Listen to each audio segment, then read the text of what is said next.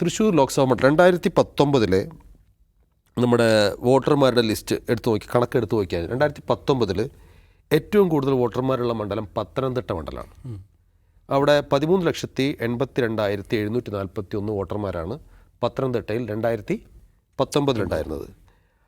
പിന്നെ തിരുവനന്തപുരം, പിന്നീട് മലപ്പുറം, അങ്ങനെയൊക്കെയാണ് കണക്ക് വരുന്നത്. ആ കണക്കിൽ 9ാം സ്ഥാനത്താണ് തൃശ്ശൂർ മണ്ഡലമുള്ളത്. പക്ഷേ 2024 ലോക്സഭാ ഇലക്ഷന് മുമ്പ് എടുത്ത വോട്ടർ പട്ടികയിലെ ആകെ വോട്ടർമാരുടെ എണ്ണം എടുത്ത് നോക്കുമ്പോൾ തൃശ്ശൂർ 1ാം സ്ഥാനത്താണുള്ളത്. 14,83,055 വോട്ടർമാർ വന്നു തൃശ്ശൂരിലേക്ക് എത്തി.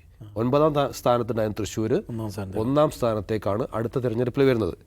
1,45,945 വോട്ടാണ് തൃശ്ശൂരിൽ വർദ്ധിച്ചത്. വോട്ടർമാരുടെ എണ്ണമാണ് വർദ്ധിച്ചത്.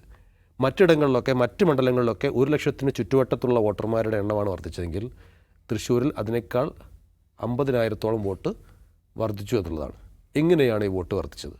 ഒന്ന് നമുക്കറിയാം, നേരത്തെ പറഞ്ഞ പോലെ ഈ പറയുന്ന രാഷ്ട്രീയ പാർട്ടികളെല്ലാം അധ്വാനിച്ച് കൂടുതൽ വോട്ടിനാക്കാൻ വേണ്ടി ശ്രമിച്ചിട്ടുണ്ടാകാം. കാരണം ചെയ്യപ്പെടാത്ത വോട്ടുകൾ പരമാവധി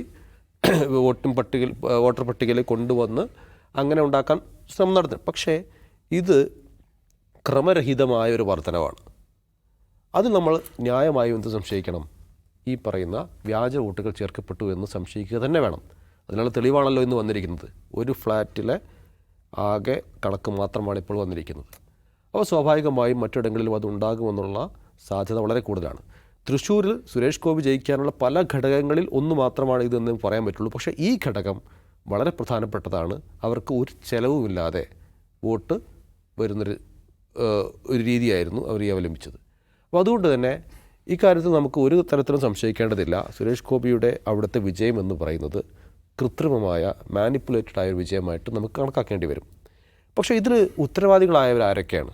ഇപ്പം ഇങ്ങനെ ഒരു വോട്ടർ പട്ടിക വന്നിട്ട് ഇത്രത്തോളം ആളുകളുടെ എണ്ണം കൂടിയിട്ട്, ഞാൻ നേരത്തെ പറഞ്ഞ പോലെ 9ാം സ്ഥാനത്തുണ്ടായിരുന്ന ഒരു മണ്ഡലം വോട്ടർമാരുടെ എണ്ണത്തിൽ 1ാം സ്ഥാനത്തേക്ക് കുതിച്ചെത്തിയെങ്കിൽ അതിലെന്തെങ്കിലും അസ്വാഭാവികത നമ്മുടെ ഇവിടെ ഉണ്ട്. CPM-കാർ, കോൺഗ്രസ്സുകാർ, CPI-ക്കാർ ഒക്കെ സംശയിക്കേണ്ടതായിരുന്നില്ലേ? എന്തുകൊണ്ട് സംശയിച്ചില്ല എന്നുള്ളത് വളരെ പ്രധാനപ്പെട്ട ഒരു ചോദ്യമാണ്. തൃശ്ശൂർ പോലുള്ള ഒരു മണ്ഡലത്തിൽ BJP അത്രത്തോളം ഇൻവെസ്റ്റ് ചെയ്യുന്നൊരു മണ്ഡലത്തിൽ, അവർ വിജയിക്കുമെന്ന് ഉറപ്പിച്ച് പറയുന്നൊരു മണ്ഡലത്തിൽ, സുരേഷ് ഗോപി മത്സരിക്കുന്ന മണ്ഡലത്തിൽ അവിടെ ഇത്തരത്തിലുള്ള ജാഗ്രതക്കുറവ് എന്തുകൊണ്ട് സംഭവിച്ചു എന്നുള്ളത് കൂടി ആത്മപരിശോധന നടത്തേണ്ടതുണ്ട്. ഈ ആത്മപരിശോധന ഇവിടെ മാത്രമല്ല, ഇപ്പം കോൺഗ്രസ് ഭരിക്കുന്ന കർണാടകയിലാണല്ലോ രാഹുൽ ഗാന്ധി കണ്ടെത്തൽ നടത്തിയത്. അവിടെയും ഇങ്ങനെ ഒരു പരിശോധന എന്തുകൊണ്ട് നടന്നില്ല എന്നുള്ള ചോദ്യമാണ്.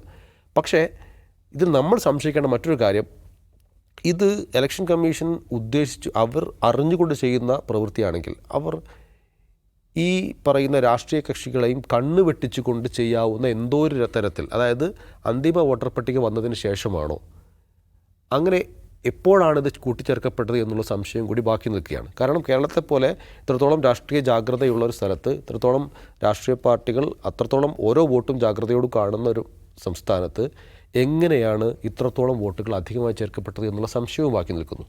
ഞാൻ മനസ്സിലാക്കുന്നത് തൃശ്ശൂരിൽ ആ ജാഗ്രതക്കുറവ് ഉണ്ടാകേണ്ടതായിരുന്നില്ല. അങ്ങനെ ഉണ്ടായിട്ടുണ്ടോ എന്നുള്ള കാര്യം ഉറപ്പുമില്ല. അപ്പോൾ അതുകൊണ്ട് തന്നെ അതിനെ കൂടി കവച്ചു വെക്കുന്ന രീതിയിലുള്ളൊരു കൃത്രിമം ഇത് നടന്നോ എന്നുള്ള സംശയം കൂടി എനിക്കുണ്ട്.